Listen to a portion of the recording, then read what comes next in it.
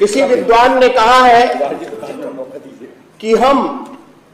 या तो जीतते हैं या सीखते हैं। समाजवादी पार्टी लगातार हार रही है, यह इस प्रदेश के लिए बहुत अच्छी बात है, लेकिन दुखद बात यह है कि समाजवादी पार्टी इससे कुछ सीख नहीं रही है। महोदय, भारत दुनिया का सबसे बड़ा लोकतंत्र ही नहीं बल्कि मदर ऑफ डेमोक्रेसी है। ये लोकतंत्र की जननी है और इस लोकतंत्र की जननी के लोकतांत्रिक मूल्यों के संरक्षण की जिम्मेदारी और इसका दायित्व इस महान और पावन सदन के सदस्यों का है। लेकिन महोदय, उत्तर प्रदेश की 25 करोड़ जनता महामहिम राज्यपाल महोदया के भाषण के माध्यम से उत्तर प्रदेश के प्रचंड बहुमत की चुनी हुई सरकार के जन कल्याणकारी कार्यों के बारे में सुनना चाहती थी। लेकिन जब अभी महोदया अपने पीठ तक पहुंची भी नहीं थी, तभी समाजवादी पार्टी के लोग अराजक रूप में गो बैक के नारे लगाने लगे। और महोदय, हद तो तब हो गई जब मैं वहां बैठा था और बहुत वरिष्ठ सदस्य अपने मुंह पर हाथ रख के ऐसी आवाजें निकाल रहे थे कि जिनको देखकर नर्सरी के बच्चे भी शर्मा जाए। और महोदय, मैं माननीय प्रधानमंत्री जी का धन्यवाद करना चाहता हूं इस सदन के माध्यम से कि उन्होंने बहुत बड़ा मन दिखाते हुए माननीय मुलायम सिंह यादव जी को पद्म विभूषण से सम्मानित किया।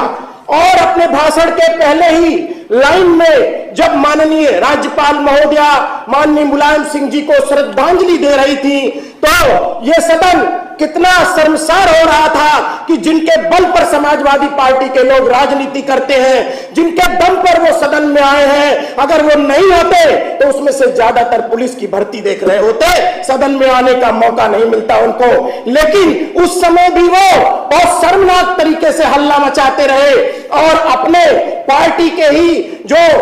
जिन्होंने पार्टी स्थापित की उनके श्रद्धांजलि के समय भी मौन धारण नहीं कर सके। महोदय, मैं सदन में यह कहना चाहता हूं कि उत्तर प्रदेश की जनता के टैक्स के पैसे से यह सदन चलता है और उत्तर प्रदेश की 25 करोड़ जनता वो भाषण ना सुनने देने के लिए और मुलायम सिंह की आत्मा स्वर्ग से इन समाजवादियों को लगातार इस बात के लिए कोस रही होगी और आने वाला इतिहास इनको कभी माफ नहीं करेगा। महोदय,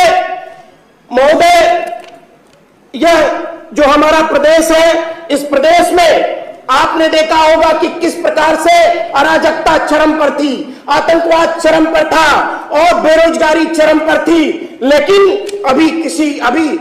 विपक्ष पार्टी के एक सदस्य कह रहे थे कि कटोरा लेकर के निवेश, जो हमारा ये निवेश का महाकुंभ हुआ, उसको कटोरे की संज्ञा दे रहे थे। मैं इनसे कहना चाहता हूं कि ये लोग कटोरों और कट्टों के अलावा कोई और भाषा नहीं जानते हैं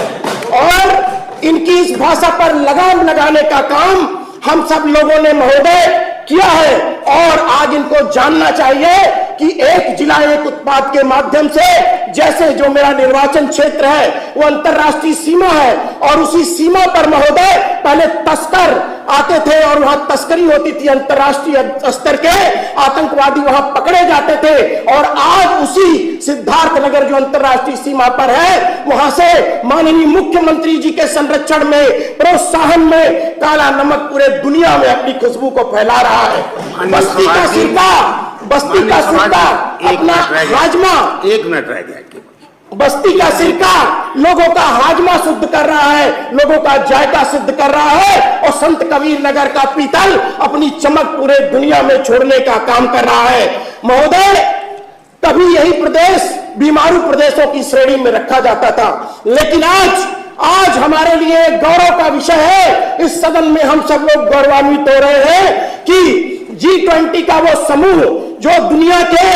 80% जीडीपी का पर कंट्रोल करता है, जो दुनिया की 60% आबादी पर कंट्रोल करता है और जो दुनिया के 75% व्यापार पर कंट्रोल करता है, आज दुनिया के महानायक माननीय प्रधानमंत्री जी के नेतृत्व में भारत G20 की अध्यक्षता कर रहा है। ये हम सब लोगों के लिए गौरव की बात है। और महोदय, अगर इन्वेस्टर समिट की बात करें महोदय, 1 सेकंड केवल लेंगे, 10 सेकंड दे दीजिए महोदय। इन्वेस्टर समिट को जिनको ये लोग आलोचना कर